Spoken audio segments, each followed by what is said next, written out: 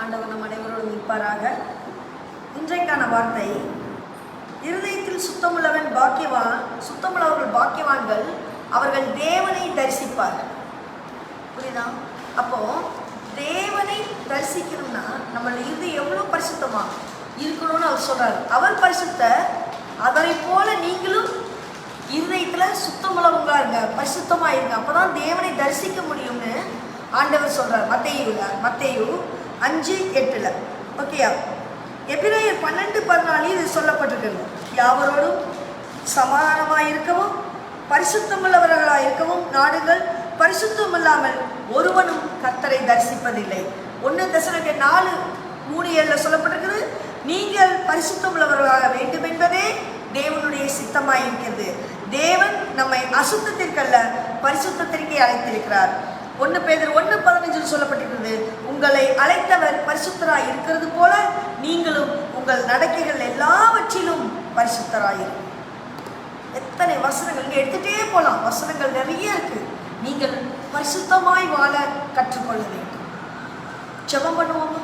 ஒரு நிமிடம் உங்கள் கண்களை மூடி இருதயத்தை ஆண்டவர் கொடுத்து, தகப்பனே, இந்த இருதயம் நீர் விரும்புகிற பரிசுத்தத்தின்படி நான் வாழவில்லை. இந்த இருதயம் கபடாயும் அசிங்கமான சிந்தனைகளால், வேண்டாத வெறுப்புகளினால், கொள்ளாத சிந்தனைகளிலும் நிறைந்திருக்கிறதப்பா. பரிசுத்தம் குறைச்சல் என் இருதயத்தில். யாரெல்லாம் உம்மிடத்தில் தன்னை வேண்டி தம்மை ஒப்பு கொடுக்கிறார்கள், உம்முடைய பாதத்தை கண்ணீரால் கழுவி, தகப்பனே, தன் தலைமையினால் துடைத்து, உள்ளத்தை உடைத்து உம்மிடத்தில் ஊற்றி பரிசுத்தத்தை பெற்றுக்கொண்டார்கள். உம்மை தரிசித்தார்கள். நாங்களும் உம்மை தரிசிக்க எங்கள் இதயத்தை பரிசுத்தமாக்குவீர்கள். இயேசுவின் மூலம் ஜெபம் நல்ல பிதா, ஆமென். எனக்கு அருமையானவர்களே, தூய்மைக்கு எதிரான பாவங்கள் இன்னைக்கு அதிகம். புரியுதா? இன்னைக்கு ஒரு பைக்கோட விளம்பரத்தை பார்த்தாலே, விளம்பரம் அட்வர்டைஸ்மெண்ட் எப்படி கொடுக்குறாங்க? பைக்கு அந்த பைக்கோட கெத்தை பார்த்து அந்த பையன் ஓடுற ஏறி உட்காரான், பின்னாலேயே ஒரு பொண்ணு உட்கார். புரியுதா? தோல் மேல கை போட்டு, இடுப்புல கை போட்டு, பின்னாலே ஒரு பொண்ணு உட்கார். அப்படின்னா என்ன? இந்த பைக்கை வாங்கிடா மகனே, இந்த பைக்கை வாங்கினா பிள்ளையெல்லாம் பின்னால உட்காரு. அட்வர்டைஸ்மெண்ட். அதே போல பவுடர் அட்வர்டைஸ்மெண்ட். இந்த பவுடரை நல்லா அப்பிக்கோ, கொட்டிக்கோ, உனக்கு பின்னாலெல்லாம் பசங்க வருவாங்க, அப்படியே நறுமணம் அப்படியே இழுத்துட்டு வருமா எல்லாத்தையும். இப்படிதான் அட்வர்டைஸ்மெண்ட். அப்புறம் இந்த க்ளோஸ்அப் அட்வர்டைஸ்மெண்ட். நல்லா க்ளோஸ்அப் வச்சு விளக்கினா வாயில வச்சு எல்லாம் க்ளோஸாக வருவாங்க. எவ்வளோ பாருங்க, இச்சைகளை தூண்டுகிற அட்வர்டைஸ்மெண்ட். எதை பார்த்தாலும் படத்தை பாருங்க, ஏதாவது குடும்பத்தோடு பார்க்குற மாதிரி இருக்குதா? அன்னைக்கெல்லாம் ஸ்டூடெண்ட்ஸை நல்ல டாக்குமெண்ட்ரி ஃபில்மெல்லாம் கூட்டிகிட்டு போகணும். புரியுதா? இன்னைக்கு பேரண்ட்ஸை உட்காந்து பார்க்குற மாதிரி ஏதாவது இருக்குதா? இல்லை. நம்ம தான் துணி வாங்கி ஷாப்பில் வாங்கி கொடுக்கணும். ஹீரோயினுக்கு எல்லாத்துக்கும் கொடுக்கணும். துணி இல்லை அவங்களுக்கு, பாவம், கிளாத் இல்லை, ஆனால் கோடிக்கணக்கில் சம்பளம் வாங்குறாங்க. புரியுதா? அப்படி இன்னைக்கு எதை எடுத்தாலும் எங்கே பார்த்தாலும் இச்சையான காரியம் இல்லையா? இச்சை. ஏன் ஆண்டவர் இச்சை அடக்கத்தை கட்டளைகளிலேயே கடைபிடிக்க சொல்லி இருக்கிறார். கட்டளையிலே கொடுக்கிறார். பிறனுடைய யாதொரு பொருளையும் இச்சையாதிருப்பாயாக, பிறனுடைய மனைவியை இச்சையாதிருப்பாயாக வருதா? கட்டளையிலேயே மெயினாக கொடுக்குறார். இச்சைக்கு 2 கட்டளை கொடுக்குறாரு. 1 கொரிந்தியர் 6:18. ஏன் ஆண்டவர் இச்சைய கட்டளைகளில் கொடுத்தார்? அதுக்கு ஆன்சர் பாருங்க. 1 கொரிந்தியர் 6:18 சொல்லப்பட்டிருக்கிறது, வேசித்தனத்திற்கு விலகி ஓடுங்கள். மனுஷன் செய்கிற எந்த பாவமும் சரீரத்திற்கு புறம்பாயிருக்கும். வேசித்தனம் செய்கிறவனோ தன் சுய சரீரத்திற்கு விரோதமாய் பாவம் செய்கிறான். புரியுதா? லஞ்சம் வாங்குறீங்களா? அது நம்மளுடைய சரீரத்துக்கு புறம்பான பாவம். கோல் முட்டுறீங்களா? தவறா பேசுறீங்களா? சொத்தை ஒருத்தரோட அபகரிக்கிறீங்களா? இதெல்லாம் நம்மளுடைய சரீரத்துக்கு புறம்பான பாவம். புரியுதா? ஆனா உடலை அசிங்கப்படுத்துகிற, சரீரத்தை அசிங்கப்படுத்துகிற பாவம் விபச்சாரம். சொல்றது புரியுதா? ஆனா இச்சையான பாவத்திலே எவன் ஒருவன் விழுந்து விடுகிறானோ அதுல அவன் அதுதான் அவன் சரீரத்துக்கு எதிராக செய்யறப்பா. நம்ம நினைக்கலாம், ஐயோ என்ன விபச்சாரம், சரீரம், இச்சை, இதெல்லாம் நமக்கு புதுசு, நமக்கெல்லாம் அதெல்லாம் பழக்கம் இல்லை. ஆனா எத்தனை ஆண்கள் எத்தனை பெண்கள் ஆபீஸ்ல போகும்போது சரி, இன்னைக்கு சென்னையில நல்ல அட்வான்ஸ் கலாச்சாரத்தில் சூப்பர் ஆயிடுச்சு.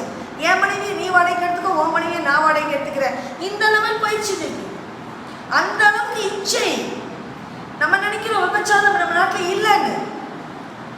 எத்தனை ஆண்கள் வீட்டில் மனைவியை வச்சுட்டு வழி தவறி இல்லையா, எத்தனை பெண்களோடு நீங்கள் உல்லாசமாய் சுத்தி கொண்டிருக்கிறீர்கள் மனைவிக்கு துரோகம் செய்துவிட்டு.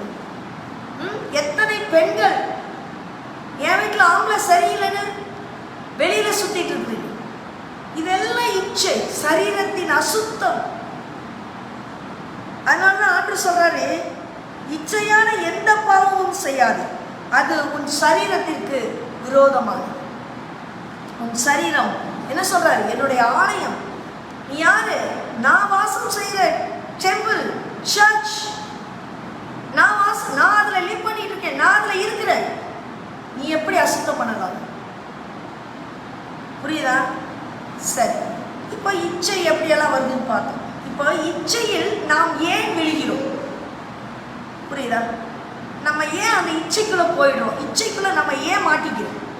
இதுக்கான ரீசன், இப்போ யாருமே காலையில் எந்திரிச்ச உடனே கடவுளை வேண்டும் போது யாராவது நினைக்கிறோமா, ஆண்டவரே இன்னைக்கு நான் 2 விபச்சாரம் பண்ணணும், இன்னைக்கு சுய இன்பத்தில் ஈடுபடணும், இன்னைக்கு அந்த பொண்ணோட போகணும், இன்னைக்கு இவனோட போகணும், எனக்கு வாழ்க்கையில் இன்னைக்கு குழு குழு குழுன்னு இருக்கணும் இல்லையா, நிறைய ப்ளூ ஃபில்ம் இன்னைக்கு பார்க்கணும், இப்படி யாராவது காலையில் எந்திரிச்சோன்னா வேண்டிட்டா போகணும், யாராவது நினைக்கிறோமா இதை? ஆனால் நாம் இச்சையில் விழுந்து விடுகிறோம். இதை யாரும் நினைக்கிறது இல்லை, இதை யாரும் விரும்புறது இல்லை. விரும்பாமலேயே நாம் அந்த இச்சையில் விழுந்து விடுகிறோம். ஏன் விழுகிறோம்? எல்லாருக்கும் பரிசுத்தமா வாழணும்னு ஆசை. எந்த கெட்ட பழக்கமும் இருக்கக்கூடாதுன்னு தான் நினைக்கிறோம். ஆனாலும் இருக்க முடிய மாட்டேங்குது. ஏன் ஏன் ஏன் என்னாலும் உங்களாலும் ஏன் தூய்மையான வாழ்க்கையை வாழ்வதற்கு இவ்வளவு கடினமாய் இருக்கு? தூய்மையான வாழ்க்கை வாழ கடினம் தான். பைபிள் படி என்ன சொல்றது? இச்சையோடு ஒருவனை பார்த்தாலே அவனோடு விபச்சாரம் செய்தாயிற்று. ஆக்சுவலாக பழைய ஏற்பாடை விட புதிய ஏற்பாடு ஃபாலோ பண்ணுறது எல்லாரும் ஈஸின்னு நினைக்கிறீங்க. புரியுதா? புதிய ஏற்பாடு தான் ரொம்ப கஷ்டம். புதிய ஏற்பாடுலாம் சொல்லப்பட்டிருக்குது, ஒருவனை இச்சையோடு பார்த்தாலே அவனோடு விபச்சாரம், முடிஞ்சிருச்சு, ஃபினிஷ். அப்புறம் எங்க எவ்வளோ கடினமான வார்த்தைகள் பாருங்க. நம்ம ஃபாலோ பண்ணணும். பைபிள் சில காரணங்களை நமக்கு சொல்லிக் கொடுக்குது ஏன் இச்சையில் விழணும். முதலாவது காரணம், நீ கடவுளை மறந்து வாழ்ந்தால் இச்சையான பாவம் உன்னை ஆட்கொள்ளும். கடவுளை மறந்து வாழ்வது. எப்படி மறக்கிறது? சுச்சு நான் இறைவனை 24 மணி நினைச்சிட்டே தான் இருக்கிறேன் அப்படிதான். ஆனால் என்ன பண்ணுவாங்க, சண்டே பிஸி, என் பிள்ளை 10th எக்ஸாம் வருது, 12th எக்ஸாம் வருது, என் பிள்ளை இந்த வாரம் சர்ச்சுக்கு வராது, நிறைய படிக்க வேண்டியது இருக்குது. கடவுளை மறந்து வாழ்ந்து, கடவுளுக்கு ப்ரையாரிட்டி, எக்ஸாம் ப்ரையாரிட்டி, படிப்பு ப்ரையாரிட்டி. ஐயோ எனக்கு இந்த சண்டே நான் வேலைக்கு போனால் தான் ஓவர் டைம் அமௌண்ட் கிடைக்கும் எனக்கு. கடவுளை மறந்து ப்ரையாரிட்டி டு தி ஜாப். புரியுதா? இந்த இந்த ஞாயிற்றுக்கிழமை தான் நாங்கள்லாம் குடும்பமாக சேர்ந்து சினிமா போகலான்னு பிளான் போட்டுருக்கோம். அதனால இந்த வாரம் சர்ச்சுக்கு வர முடியாது. இந்த ஞாயிற்றுக்கிழமை தான் நாங்கள் எங்கள் சொந்தக்காரங்க வீட்டுக்கு போகலான்னு பிளான் போட்டிருக்கிறோம். சர்ச்சுக்கு வரோம், அங்கே சர்ச்சுக்கு போகலாம், பிளான் போட்டால் போகலாம். நம்ம ஆனால் எப்படி போகிறோம்? ப்ரையாரிட்டி யாருக்கு? சர்ச்சுக்கு, உலக காரியம். ஆண்டவரை மறந்து விடுகிறோம். அப்படி மறந்து வாழ்ந்தால் இச்சை நம்மை ஆட்கொள்ளும். ஏன் நம்ம இச்சையில் விழுகிறோம்னா இதுதான். நம்மளாம் விரும்பி கேட்குறோம் ஆண்டவரே இன்னைக்கு நான் ரோட்டில் நடக்கும்போது எனக்கு 2 அழகான பொண்ணை கண்ணில் காட்டுங்க. கேட்குறோமா? யாராவது கேட்குறாங்களா? இன்னைக்கு நான் ரோட்டில் நடக்கும்போது 2 அழகான ஆம்பளைகளை காட்டுங்க. கேட்குறோமா? இல்லை இல்லை. ஆனாலும் ஏன் இச்சையில் விழுகிறோம்? ரோமர் 1 31-32 வரைக்கும் படிச்சீங்கன்னா, படைத்தவருக்கு தர வேண்டிய மகத்துவம் படைத்தவருக்கு தராமல் படைக்கப்பட்டவைகளுக்கு முக்கியத்துவம் கொடுக்கறதுனால. புரியுதா? அப்ப படிப்புக்கும் பணத்துக்கும் பேராசைக்கும் உலக காரியங்களுக்கும் துணிகளுக்கும் நகை நட்டுகளுக்கும் நிலபலங்களுக்கும் முக்கியத்துவம். வேதம் சொல்லுது, அவர்களை அவன் இச்சையான பாவத்திற்கு அழைப்பிச்சு. நீங்க கடவுளை மறந்துட்டீங்க, அடுத்து யார் ரெடியா இருக்கா? சாத்தான். அவனோட வேலை என்ன? அவனுடைய விஷயம் என்ன? இச்சை. பொய்க்கு அதிபதி தானே, பொய்க்கு பிதா அப்பா தானே அவன். அப்ப அவனுடைய விஷயங்கள்லாம் தப்பா தான் இருக்கும். இச்சைக்கு உங்களை இழுத்து செல்லும். இன்னைக்கு நிறைய பேர்த்துக்கு பைபிள் படிக்க நேரம் இல்லை. இன்னைக்கு காலில் வீலை கட்டிட்டு ஓடுறோம், புரியுதா? ஆனா என்ன ஓடினாலும் நம்ம என்ன சொல்ல போறோம்? பத்தலன்னு தான் சொல்லுவோம். என்ன ஓடினாலும் நம்ம கிட்ட இருக்குதா? ஏதாவது ஓட்ட பாத்திரத்துல போட்ட மாதிரியே போயிட்டு. எவ்வளவு சம்பளம் வாங்கினாலும் வீட்டுக்குள்ள வர மாட்டேன். எவ்வளவு பிசினஸ் ப்ராஃபிட்டா ஓடினாலும் பத்த மாட்டேன். எல்லாம் ஓட்ட பாத்திரத்துல போட்டுட்டு போயிட்டே இருக்குது. என்ன வந்தாலும் வீடு வரைக்கும் கூட வர மாட்டேங்குது. வழியிலேயே எல்லாம் மளிகை கடைக்கு 2000, துணி கடைக்கு கடன் பாக்கி 2000, கடன்காரனுக்கு வட்டிக்கு 2000. ஆனால் வீட்டுக்கு போனால் ஒன்றுமே இருக்காது. கையில் பார்த்தா நாளைக்கு அரிசிக்கு இருக்காது. இப்படிதான் ஆண்டவர் சொல்றாரு, நீ எனக்கு முக்கியத்துவம் கொடுக்கலன்னா, நீ சம்பாதிச்சுட்டு வர்றீங்களா, நான் ஃபுல் ஊதி போட்டுருவேன். நீ சம்பாதிக்கிறதெல்லாம் ஓட்ட பாத்திரத்துக்குள்ள போன மாதிரி வீட்டுக்கு போகும்போது சேராது, வராது. ஃபுல் ஊதி போட்டுருவேங்கிற. நீ நெல் அறுத்துட்டு வருவ, எல்லாம் பண்ணுவ, நாளைக்கு நல்லா இன்கம் வரும் நினைப்ப, நான் என்ன பண்ணுவேன்? ஊதி போட்டுருவேன். இதான் ஆண்டவர், ஊதி போட்டுருவேன். நீ என்ன நினைப்ப? ஆண்டவருக்கு ப்ரையாரிட்டி கொடுக்கலனா, ஆண்டவரை மறந்தா அவர் செய்வார். புரியுதா? அப்போ என்ன ஆண்டவர் இவ்வளோ மோசமாக நடந்துப்பாரு அப்படின்னு நிறைய பேருக்கு மனசுக்குள்ள ஓடும். புரியுது, மனசுல நீங்க நினைக்கிறது கேட்குது. ஆன்லைன்ல நினைச்சாலும் சரி, உட்கார்ந்துருக்கவங்கள நினைச்சாலும் சரி, ஆண்டவர் இவ்வளோ மோசமா நடக்கிறவர். நீ நடக்கிறதுனால இந்த பணம் வேணும் தானே நீ எல்லாம் செய்யற, உலக காரியங்கள்ல போற. என்னை மறந்தா எதனால? இந்த பணத்தினால. உனக்கு பாடம் போகட்டார். டீச்சர் குழந்தைய அடிப்பாங்க, டீச்சர் அடிச்சு எந்த குழந்தையும் செத்துறார். தாய் குழந்தைய அடிப்பாங்க, தாயை அடிச்சு எந்த குழந்தையும் செத்துறார். கோழி மேய்ச்சி குஞ்சு சாகுமா? இல்லை, அதே மாதிரிதான் கடவுள் உனக்கு மோன் பண்றார், ஸ்ட்ரிக் பண்றார், நீ ஒழுங்குபடுத்துகிறார். ஜெபம் செய்ய நேரம் இல்லை இன்னைக்கு, சர்ச்சு சர்வீஸ் அட்டன் பண்ண இன்னைக்கு நேரம் இல்லை. நமக்கு உலக காரியத்துக்கு முதன்மை கொடுத்து அதன் பின்பாக மட்டுமே ஓடிக்கொண்டிருக்கும். உன்னை என்னை பார்த்து அப்படி ஓடிக்கொண்டிருக்கிறீங்களா? உங்களை என்னை பார்த்து ஆண்டவர் சொல்றாரு, இச்சையான காரியங்களிலே உன்னை விட்டு விடுவேன். ஏன்னா அவர் போயிடுவார் உன்னை விட்டு. யார் வருவார்? சாத்தான். கடவுளோடு இணைந்திருந்தால் மட்டும்தான் தூய்மையான வாழ்க்கையை வாழ முடியும். கடவுளுடைய தன்மை என்ன? கடவுள் தூய்மையா. அவர் சொல்றார், நான் பரிசுத்தராயிருக்கிறது போல நீங்களும் பரிசுத்தராயிருங்கள். ரோமர் 8:13 சொல்லப்பட்டிருக்கிறது, மாம்சத்தின் படி பிழைத்தால் சாவீர்கள், ஆவியினாலே சரீரத்தின் செய்கைகளை அழித்தால் பிழைப்பீர்கள். சரீரத்தின் செய்கை என்ன? அது ரொம்ப மோசம். சரீரத்தில் பாருங்க, நம்ம ஒரு துணி ஷாப்புக்கு போனாலே நம்ம ஆசைகளை கட்டுப்படுத்த முடியுது. இது எடுக்கிறதா, அது எடுக்கிறதா, ஐயோ இது 1000 ரூபாயா, இது 700 ரூபாயா, ஆனால் 1000 ரூபாய் நல்லா இருக்கு, என்ன பண்றது, 300 ரூபாய், இந்த 300 ரூபாய்க்கு இன்னொரு ட்ரெஸ் எடுத்துக்கலாம். மனுஷனுடைய இது பாருங்க, ஆசையை அடக்கவே முடியறது இல்லை. புரியுதா? ஆனா ஆவி கேட்டபடி சரீரத்தோட இச்சைகளை அழிக்க வேண்டும். இதப்பா போலீஸ் ஓசியா 5:4 சொல்லப்பட்டிருக்கிறது, அவர்கள் தங்கள் தேவனிடத்திற்கு திரும்புவதில் தங்கள் கிரியைகளை சீர்திருத்த மாட்டார்கள். நீ காலையில் கூட உங்களோட அதான் சொன்னேன், கிரியைகளை சீர்திருத்தணும். கிரியைகள் என்ன? செயல்கள். நம்மளுடைய செயல்களை நாம் சீர்திருத்த வேண்டும். நாம் நம்மை மாற்றிக்கொள்ள வேண்டும். நம்ம எந்த இடத்துல என்ன தவறு செய்யறோம் யோசிச்சு பாருங்க. கட்டளைகளை எத்தனை இடத்துலலாம் மீறுறோம். கவனிங்க, எப்படியெல்லாம் ஆண்டுடைய நாமத்தை அவமானப்படுத்துறோம், எப்படி ஆண்டுடைய நாமத்தை வீணில் வழங்கிட்டு இருக்கோம். கிறிஸ்டியன் சொல்றேன், பொறுமையே இல்லை, சகிப்புத்தன்மையே இல்லை, சண்டை போடுறேன், ஆண்டுடைய நாமத்தை வீட்டில் வழங்குறேன்னா. கிறிஸ்டியன் சொல்றேன், விட்டு கொடுக்க மாட்டேங்கிறேன், என் சகோதரனை விட்டு கொடுக்க மாட்டேங்கிறேன். என் சொத்தை உருவிட்டான், விட்டு கொடுக்க மாட்டேங்கிறேன்.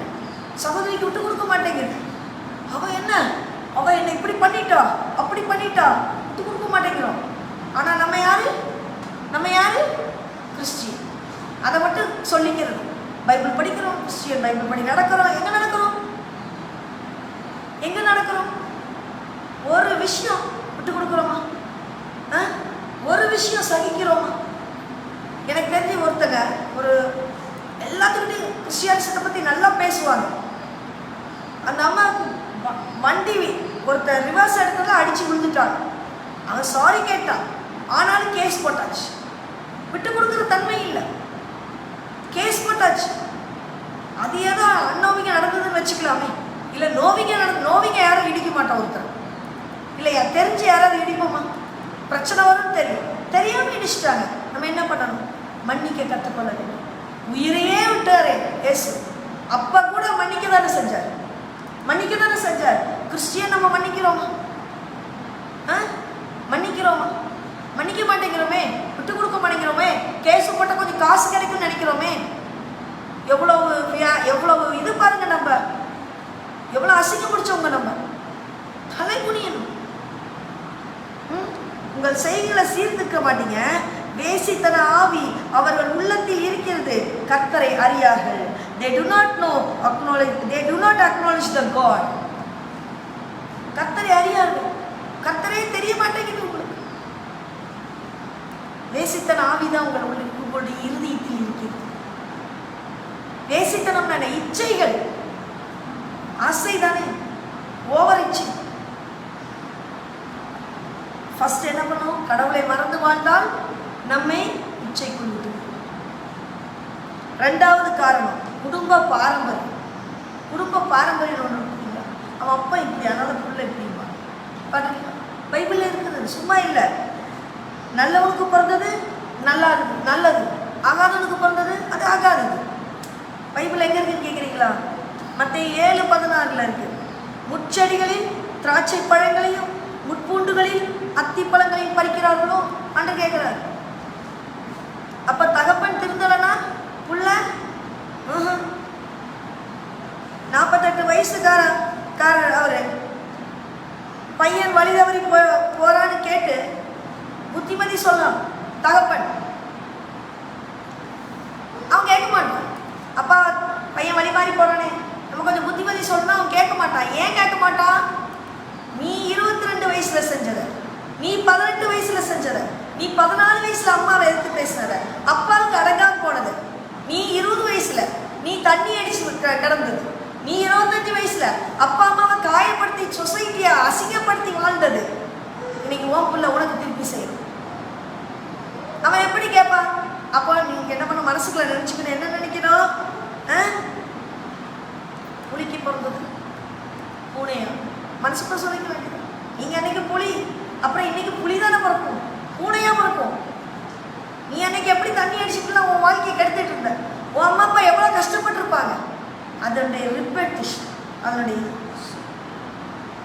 ஆதியாகமம் 30ஆம் அதிகாரத்தில் எடுத்து பார்த்தீங்கன்னா, யாக்கோபு மாமனார் லாபான், யாக்கோபோட மாமனார் லாபான் வீட்டில் ஆடு மாடு மேய்ச்சிட்டு இருக்காங்க.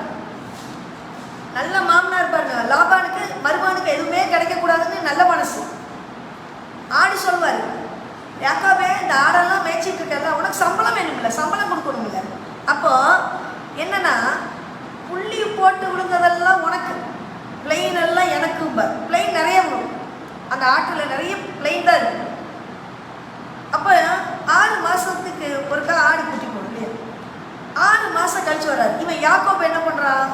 புள்ளி போட்டால் எப்படி பிறக்கும் அப்படின்னா, அந்த மரத்தோட கிளைகளை எடுத்து அந்த அந்த மேலே ஒரு தோல் மாதிரி இருக்கும் பாருங்க, அதை ரவுண்டாக கிள்ளி விடும் புள்ளி மாதிரி. அப்போ ஆடு, பெண்ணாடும் ஆணாடும் அந்த தண்ணி குடிச்சு ஒன்று சேர்ற இடத்துல அந்த குச்செல்லாம் நட்டி வைக்கிறான். அதையெல்லாம் பார்த்து என்ன பண்ணுது, இதுக்கு பிறக்கிறதெல்லாம் புள்ளியாடா பிறக்குது. நம்ம லாபான் மாமனார், நல்ல மாமனார் வராரு, என்ன எல்லாம் பிளைன் பிறக்கும்னா எல்லாம் புள்ளியாடா பிறந்திருக்குதே, அப்போ இவருக்கு சம்பளம் ஃபுல்லாக கொடுக்கணுமே அப்படின்னு நோ அக்ரிமெண்ட் கேன்சல். யாக்கோபு என்ன பண்ணலாம், அடுத்த ட்ரிப்பு புள்ளி ஆடலாம் எனக்கு, பிளெயின் ஆடலாம் உனக்கு மாற்றிட்டார் அக்ரிமெண்ட். புரியுதா? இப்போ இவர் யாக்கோபு என்ன பண்றாருன்னா, ஆணாடு பெண்ணாடு தண்ணி குடிக்கிற இடத்துல அந்த கிளையுடைய தோலை முழுசா உரிச்சிடுறாரு. அது பார்க்க எப்படி இருக்கும், பிளெயினா இருக்கும். அதை அங்கங்க நட்டி வச்சிடுறாரு.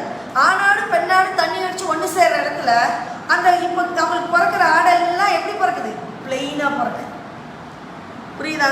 ஒரு ஆணாடு பெண்ணாடு ஒரு கம்பை பார்த்து ஒன்று சேரும் பொழுது அதற்கு தகுந்தாற்போல் ஒரு குட்டி உருவாகும் என்றார்.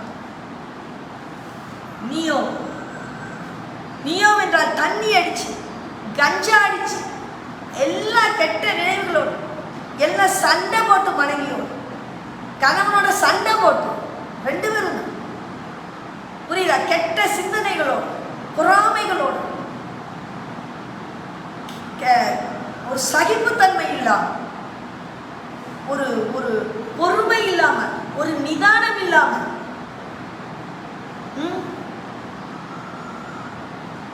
நீ இருந்த உனக்கு என்ன தேவதூதனா பிறப்பான்? தேவதூதனா பிறப்பான். பல பெண் குழந்தைகளும் பல ஆண் குழந்தைகளும் வழி தவறி போறதுக்கு எங்க இருக்கு? மேனுஃபேக்சரிங் டிஃபெக்ட், உற்பத்தியில கோளாறு. இடிக்கணும், பிள்ளைகளை இடிக்கணும், உங்களை இடிக்கணும். என் பாவமே, என் பாவமே, என் பெரும் பாவமே, இடிச்சுக்கணும். எபிரேயர் 13:4 சொல்லியிருக்கு, விவாகம் யாவருக்குள்ளும் கடினம் உள்ளதாயும் விவாக மஞ்சம் படாதுமாய் இருப்பதாக, வேசி கல்லறை விபச்சாரக்காரரையும் தேவன் நியாயம் தீர்ப்பார். என்ன அர்த்தம்? அழகா இங்கிலீஷ்ல அழகா போட்டு, marriage should be honored by all and the marriage bed kept pure. எவ்வளவு அழகா இங்கிலீஷ் பைபிள் இருக்கு. மணவரை படுக்கை மாசுராமல் பார்த்து கொள்ளுங்கள். எல்லாத்துக்கும், ஆணுக்கும் பெண்ணுக்கும். அந்த மணவரை படுக்கை மாசுற்றால் மாட்டுவீங்க, பாவம் தாவி கடவுளோட பாட்டை பாடிட்டு நல்லா யாழி செய்து ஜாலியா நடந்த மனுஷன் தாவி, பலவீனமான நிமிஷத்துல உரியாவின் மனைவியிடம் பாவம் செய்யும் இல்லையா? அதை உணர்ந்த பின்பு அவன் அழுகின்ற அழுகை பயங்கரமா இருக்கு. என்ன சொல்றார் தெரியுமா? சங்கீதம் 51:5, இதோ நான் துர்குணத்தில் உருவானேன், என் தாய் என்னை பாவத்தில் கர்ப்பம் தரித்தார். பாவத்திற்கு நான் மட்டும்தான் காரணமா? தாவீது சொல்றார், என் தாயும் காரணம். கர்ப்பம் தரிக்கும் போதே பாவத்தில் கர்ப்பம் தரித்தார். நான் குழந்தை கருல உருவாகும் போதே சில பிரச்சனைகள் உண்டு. குடும்ப பாரம்பரியத்தில் உருவான பிரச்சனை. 3வது, உலகத்தின் போக்கின்படி நாம் வாழ்ந்தோம், நம்மை இச்சைக்கு விட்டு விடுவார். இச்சையான பாவம் நம்மளை ஆட்கொள்ளும். ரோமர் 12:1-2 பார்த்தீங்கன்னா, அப்படி இருக்க சகோதரரே, நீங்கள் உங்கள் சரீரங்களை பரிசுத்தமும் தேவனுக்கு பிரியவுமான ஜீவ பலியாக ஒப்பு கொடுக்க வேண்டும் என்று தேவனுடைய இரக்கங்களை முன்னிட்டு உங்களை வேண்டிக் கொள்கிறேன். இதுவே நீங்கள் செய்யத்தக்க புத்தியுள்ள ஆராதனை. நீங்கள் இந்த பிரபஞ்சத்திற்கு ஒத்த வேஷம் தெரியாமல் தேவனுடைய நன்மையும் பிரியமும் பரிபூர்ணமான சித்தம் என்னதென்று பகுத்தறியத்தக்கதாக உங்கள் மனம் புதிதாக நாளை மறுபவள். இந்த பிரபஞ்சத்திற்கு ஒத்த வேஷம் தரிக்காதீங்க அன்று சொல்றாரு. அப்ப நான் உங்களை இச்சை கூட்டு விடுவேன். என்ன ஒத்த வேஷம்? எல்லா இடத்துலையும் ஜாலிரத்துக்கு பாரு. உங்க ஃப்ரெண்டு தப்பு பண்ணுவான், உங்க பொண்ணு, உங்க கூட இருக்கிற நட்பு தப்பு பண்ணும். ஐயோ, நம்ம தட்டி கேட்டா நமக்கு எதுக்கு பிரச்சனை? நட்பே பாலாயிடும். தட்டி கேட்டா அண்ணன் தம்பிக்குள்ள தட்டி கேட்க மாட்டேங்கிறாங்க, அக்கா தங்கச்சிக்குள்ள தட்டி கேட்க மாட்டேங்கிறாங்க. கேட்டா உறவு முறிஞ்சு. என் பிள்ளைக்கு கல்யாணத்துக்கு நாளைக்கு வரணும் இல்ல அண்ணே, வரணுமா? வரணும் இல்ல. தட்டி கேட்டா வருவானா? வரமாட்டான். அப்ப நீங்க என்ன பண்றீங்க? இப்பிரபஞ்சத்திற்கு ஒத்த வேஷம் தரிக்கிறீங்க தானே? அப்படிதானே? ஆமா, அதை ஸ்ட்ராங்கா சொல்லுங்க. ஏன் பயப்படுறீங்க? எல்லாரும் அப்படிதான், நானும் அப்படிதான். ஆனா நான் அப்படி இல்லை, கொஞ்சம் மாற்றம். மேக்சிமம் அப்படி இல்லை, மூஞ்சிக்கு நேரம் சொல்லிடுறேன். ஆனா நம்ம என்ன பண்றோம்? என் வீட்டு கல்யாணத்துக்கு இவன் வரணும், ஐயோ அவனை எப்படி மறுக்கிறது? இன்னைக்கு அதை விட ஒரு கூத்து என்ன தெரியுமா? அண்ணன் தம்பிகளை விடுங்க, பெத்த பிள்ளை இன்னைக்கு நிறைய தாய்மார்கள் கண்டிக்க மாட்டேங்கிறாங்க. அப்படியே தகப்பன்மார்கள் விழுந்து கண்டிச்சாலும் தாய்மார்கள் நீங்க என்ன தப்பு பண்ணீங்கன்னு எனக்கு தெரியாதா? எடி அவ படிக்க சொல்லு, நீங்க என்ன படிச்சீங்கன்னு எனக்கு தெரியாதா? போடுறது வீட்டுல தகப்பன நீயே மக்கு. அப்புறம் பிள்ளை அப்படித்தானே வரும். பிள்ளை முன்னாலே சொன்னா பிள்ளை ஜாலியா இருக்கும். அப்பாடி என் அப்பாவே மக்குதான், நமக்கு கம்பெனி இருக்குது, குழந்தை அப்படிதான் நினைக்கும். நிறைய தாய்மார்கள் இந்த வார்த்தையை சொல்றாங்க. தகப்பன்மார்கள் அப்படி ஒன்றும் அவ்வளோ சீக்கிரம் இதுங்கிறது இல்லை. ஆனால் நிறைய தாய்மார்கள் தகப்பன்மார்கள் வேணா 25% எடுத்துக்கலாம் இந்த மாதிரி சொல்றோம், புரியுதா? ஆனால் 75% ஆஃப் த லேடிஸ், நீ ஒழுக்கமா படிச்சு வந்தியா? என் பிள்ளைய சொல்ற, தகப்பனால கண்டிக்கவே முடியல. இன்னைக்கு பிள்ளைகளை தாய் ஒழிச்சு வச்சுக்கிறா, கட்டில்கள் ஒழிச்சு வச்சுக்கிறா. தகப்பன் அடிக்க வந்தா அவன் அடி வாங்கிட்டு பிள்ளைய காப்பாத்தே. யார் அடி வாங்கணும்?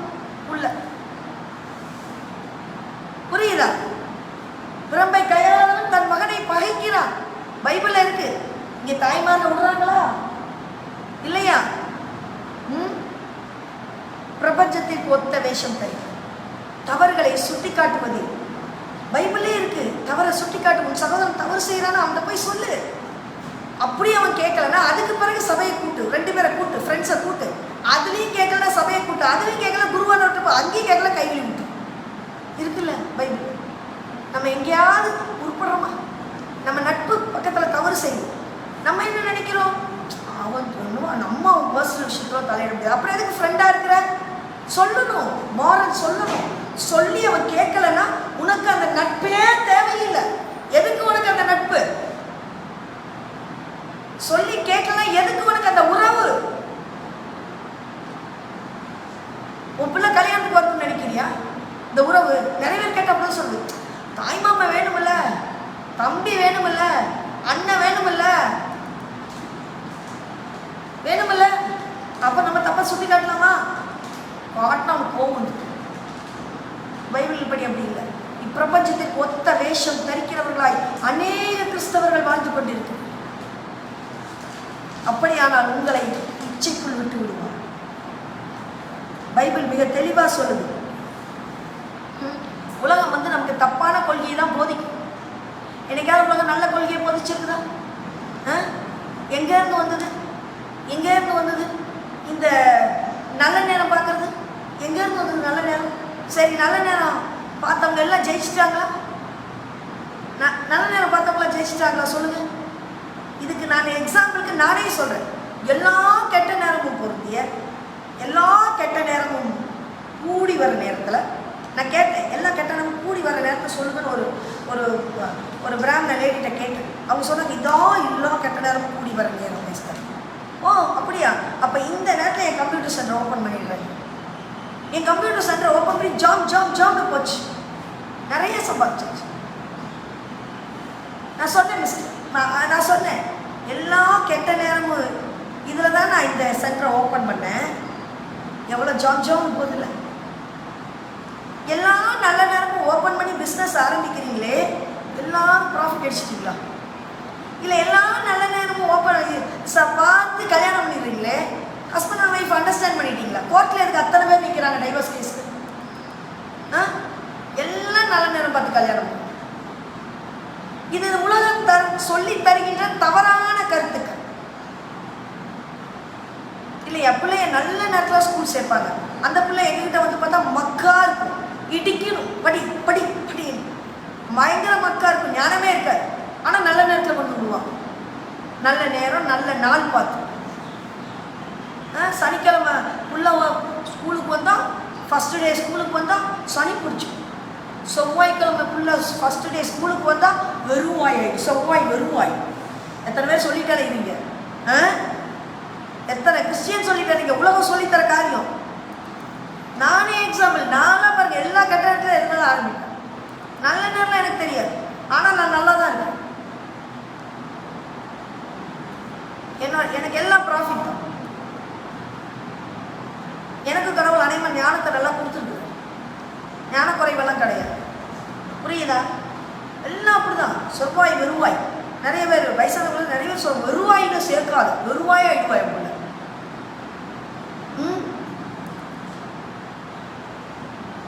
போன நட்சத்திரமே சரியில்லை, மாமனை முழுங்கிட்டான், அவர் இது நேரம் போயிட்டாரு.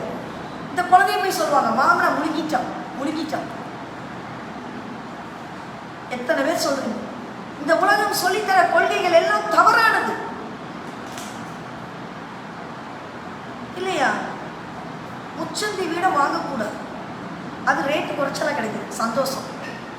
கிறிஸ்டியன் வாங்க மாட்டாங்க தெரியுமா? மூணு ரோடு கூடுற இடம் கிறிஸ்டியன் வாங்க மாட்டாங்க, அது கம்மி ரேட்டு கொடுப்பாங்க.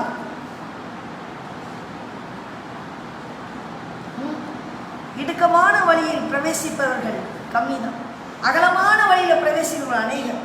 எல்லாரும் போகிறோம், நம்ம போய் விடக்கூடாது. 3 காரியங்கள் நான் சொன்னேன். கடவுளை மறந்து வாழ்ந்தால் இச்சையான காரியத்தை நம்மளை விட்டு விட்டுவார். குடும்ப பாரம்பரியம் இச்சையான காரியம் விட்டு விடும். இன்னொன்று, உலகத்தின் போக்கின்படி போனால் இச்சையான காரியம். சரி, இச்சையான பாவத்தில் வாழ்ந்தால் அதனுடைய எதிர்விளைவுகள் என்ன? நமக்கு அது என்ன கிடைக்கும், என்ன ஆகும், அது வேணும் இல்லை. எதிர்விளைவுகள் என்ன அப்படின்னா, முதலாவது தனிப்பட்ட வாழ்க்கையில் அழிவு.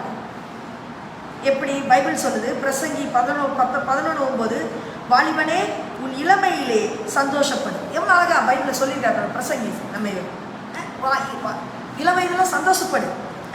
உன் வாலிப நாட்களில் உன் இருதயம் உன்னை சந்தோஷம் பூரிப்பாருடா.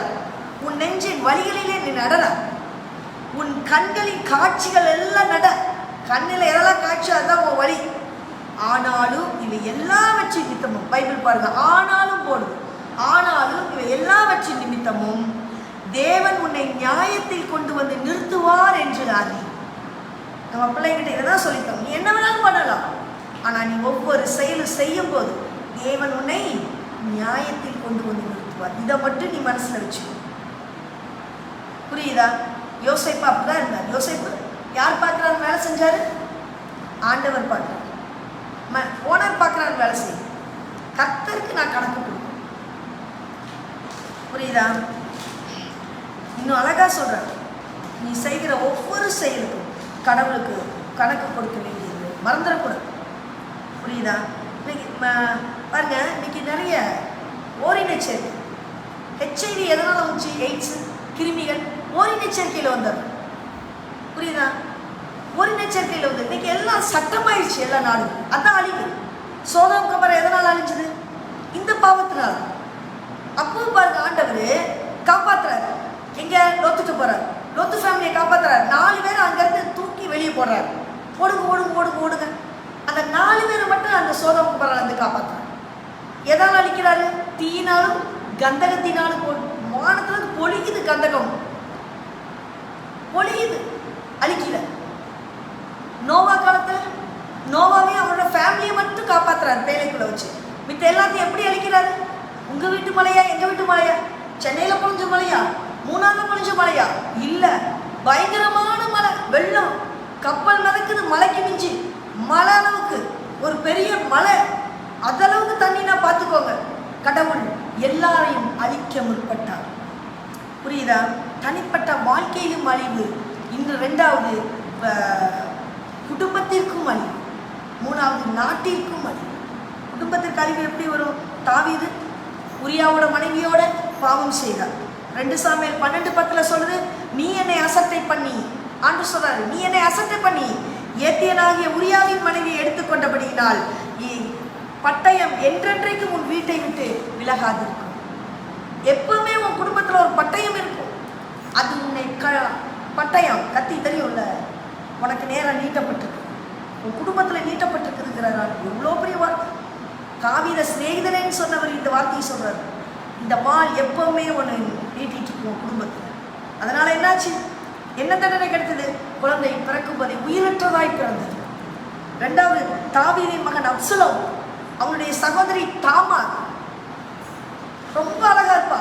ஆனா தாவீதோட இன்னொரு மகன் அம்னோன், இந்த தாமார் சகோதரி தானே, ஆனா அவ அழகுல மயங்கி அவளை தொந்தரமா வெளியே கூட்டிட்டு போய் அநியாயமாய் கற்பழித்து. இதை கேட்ட தாமாரின் சகோதரன் அப்சலோம் வெறி கொண்டு அவனை வெளியே கொண்டு வந்து அழிக்கிறான், சாவடிக்கிறான்.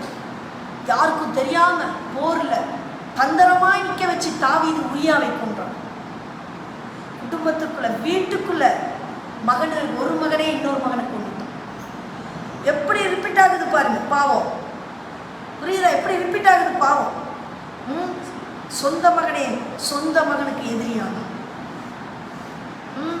இந்த கேள்விப்பட்ட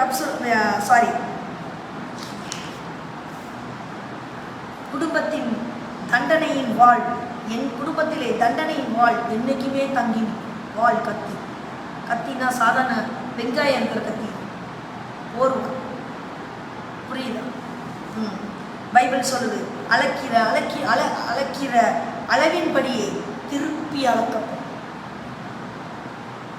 15 18 26 நீ எப்படி அடங்காம பண்ணி அதே தான் உன் பிள்ளை உனக்கு. 3வது நாட்டுக்களி. அது இப்பதான் சொன்னேன். நாட்டுக்களி பெருவெல்ல நோவா. ஆனால் எல்லா இடத்துலையும் ஆண்டவர் என்ன பண்ணுறாரு தெரியுமா? நல்லவங்களை தூக்கிடுறார்.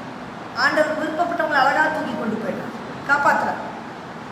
நம்மளும் நல்லா இருந்தா எல்லா பேரழிவுகளும் நாமும் காப்பாற்றப்படும். புரியுதா? சரி, 3வது இதை சிம்பிளாக முடிச்சிடறேன். எப்படி நாம் இந்த இச்சையான பாவத்திலேருந்து தப்புறோம்? முதல்ல என்ன பார்த்தோம்? ஏன் இந்த இச்சையான பாவத்தில் விழுறோம்? 2வது என்ன பார்த்தோம்? அது விழுந்துட்டா அதனுடைய எதிர்விளைவுகள் என்ன, எஃபெக்ட் என்ன தெரியணும்ல, டிஃபெக்ட். 3வதா நாம் எப்படி இந்த இச்சையான பாவத்தில் நம்ம எப்படி தப்பிக்கணும் இல்லை. இப்போ முதலாவது இறை வார்த்தையை படித்தாதான் தப்பிக்க முடியும். சங்கீதம் 119 9-11 வாலிபன் தன் வழியை எதனால் சுத்தம் பண்ணுவான்? உமது வசனத்தின்படி தன்னை காத்து கொள்கிறார். வசனம் அவருடைய வாக்கை இருதயத்தில் வைத்தேங்கிறார். அப்போ நம்ம குழந்தைங்களுக்கு என்ன பண்ணணும்? பைபிள் வசனத்தை எங்க ஸ்டோர் பண்ணி கொடுக்கணும்? இருதயத்தில் ஸ்டோர் பண்ணி கொடுத்தா உன் மகனோ உங்களுடைய மகளோ பஸ்ஸில் போவான், ஒரு பொண்ணு இடிக்கும், ஒரு பையன் இடிக்கும் இல்லையா? இடிக்கும்போது அவனே இடிப்பான். உங்கள் பையன் இடிக்கிறான், திடீர்னு அவனுக்குள்ள ஒரு வார்த்தை இங்கே இருதயத்தில் நீங்கள் ஸ்டோர் பண்ணி கொடுத்துருக்கீங்க இல்லையா? அந்த வார்த்தை பேசணும். என்ன பேசணும்? 1 Corinthians 7:1 ஸ்திரீகளை தொடாது இருப்பது மனுஷனுக்கு நல்லது. உடனே அவன் என்ன பண்ணுவான்? அபவுட் அடிச்சு இல்லையா?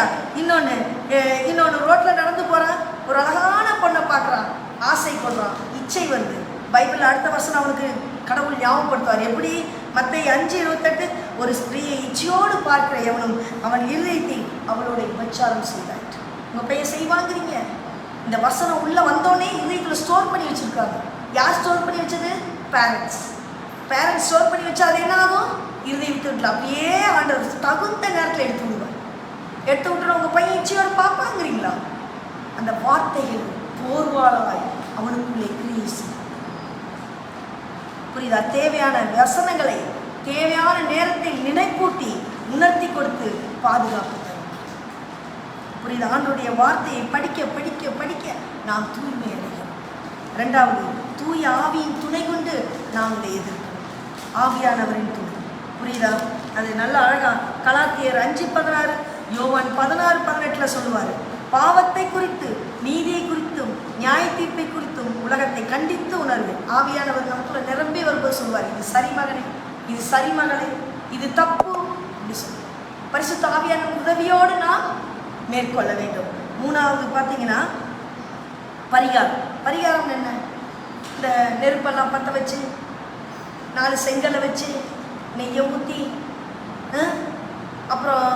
அப்புறம் வேளாங்கண்ணி போய் முட்டியை போட்டு நடந்து இந்த சர்ச்சில் போய் தலைகீழ உருண்டு, இதான் பரிகாரங்கிறது. அதாவது புரியுதா? நிறைய பேர் பரிகாரம் பண்ணுவாங்க.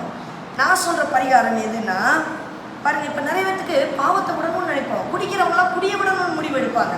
ஆனால் முடிவை காப்பாற்ற முடியுதா? காப்பாற்ற முடியும். நிறைய பேர் நம்ம சண்டையே போடக்கூடாதுன்னு நினைப்போம். காப்பாற்ற முடியல. அப்போ தான் எடுத்து வீட்டுக்காரி நிற்பா, ஏய் என்ன உன் கல் இங்கே வந்துருச்சுப்பா, சண்டை போட விடுவோமா? அப்போ தான் பிரச்சனையே வரும் இல்லையா? அடுத்தது ஏதாவது ஒரு முடிவு, நான் இனிமே அடுத்தவங்களை பற்றி பேசவே மாட்டேன். அப்போ தான் ஒருத்தி வந்து நிற்பா, ஏய் கேட்டியாடி, அப்படியா, ஐயோ முடிவெடுக்க முடியலையா, போச்சா, இனிமே என் அம்மா அப்பாவை எதிர்த்தே பேச மாட்டேன். அம்மா வருவா, ஏய் அதை எடுத்துட்டு போ ராஜேஷ், ஏம்மா நான் தான் எடுக்கணுமா, நீ எடு, போச்சா, முடிவெடுத்தா தப்பாகி போச்சா. இப்படியே தான் முடிவெடுத்தா நம்மளால முடியறதே இல்லை. புரியுதா? அப்போ முடிவை காப்பாற்ற முடிவெடுது. அப்போ நீ முடிவெடுத்தா போதாது, நீ விரும்பினா போதாது, நீ டெசிஷன் எடுத்தால் போதாது, நீ என்ன செய்யணும்? பரிகாரம் செய்யணும். பரிகாரம் என்ன? அதாவது மொபைல் ஃபோனில் எடுத்தாலே நைட்டு சும்மா தனியாக படுக்கிறவங்கள என்ன பண்ணுவாங்கன்னா இச்சையான காரியங்கள் பார்க்கணும். யங்ஸ்டர்ஸ் இல்லையா?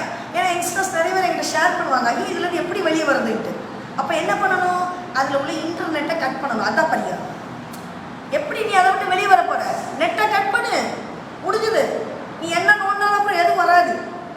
கம்ப்யூட்டரை தனியான ஒரு ரூமில் உட்காந்து வேண்டாததெல்லாம் பார்த்துட்டு இருக்கியா? ஹாலில் கொண்டு வச்சு, அதான் பரிகாரம். தப்பு பண்ண மாட்டோம்ல? பண்ணுவோமா? பண்ண மாட்டோம். வாய் பேசக்கூடாது, அடுத்தவங்க பற்றி குறை சொல்லக்கூடாதுன்னு நினைக்கிறியா? அங்கே வரும்போதே பரிகாரம் பண்ணிடும். வர கொசல் ஓடு. அதான் சங்கீதம் 1 சொல்லப்பட்டிருக்கு. என்னது? பரியாசக்கார உட்கார இடத்துல உட்காராத, பாவி நிற்கிற இடத்துல நிற்காத, ஓடுன்னு சொல்ற. இதுதான் பரிகாரம். பரிகாரம்ங்கிறது பண்ற அனுபவெல்லாம் பண்ணிட்டு முட்டி போட்டு நடந்தேன், நின்றுட்டு நடந்தேன், தலையில நடந்தேன், 10 நாள் உபவாசம் இருந்தேன், எல்லா வாயும் பேசிட்டு. இது பரிகாரம் அல்ல. புரியுதுங்களா? அப்ப இப்படியாக சாத்தான் கொடுத்த சோதனையில் நீ விழுந்து போனாலும் இப்படியாக நீ உன்னை பாதுகாத்துக் கொள்ள வேண்டும். தேவை உன் மனமாற்றம். சுய கட்டுப்பாடு உள்ளவனுக்கு தான் இச்சையிலிருந்து தப்பிக்கும். மொத்தத்துல தேவை சுய கட்டுப்பாடு. ஆண்டுகிட்ட உங்களை இதை தப்பு கொடுக்கணும். தகப்பனே, இந்த வசனங்களை கேட்டோம். பரிசுத்தம் இல்லாதவன் ஒருவனும் தேவனை தரிசிக்க முடியாது. நாங்கள் பரிசுத்தமாய் வாழ எங்களுக்கு கிருபை செய்தோம். பரிசுத்தத்தை தருவீரா. உம்மை தரிசிக்கக்கூடிய இருதய பரிசுத்தத்தை கேட்கிற ஒவ்வொருவருக்கும் கொடுத்திருக்கிறார். இயேசுவின் மூலம் ஜெபங்களும் நல்ல பிதா. எனக்கு அருமையானவர்களே, யூடியூப் அன்ஷேர் மினிஸ்ட்ரியை ஷேர் பண்ணுங்க, சப்ஸ்கிரைப் பண்ணுங்க, லைக் பண்ணுங்க, ஷேர் பண்ண மறக்காதீங்க. பிரைஸ்.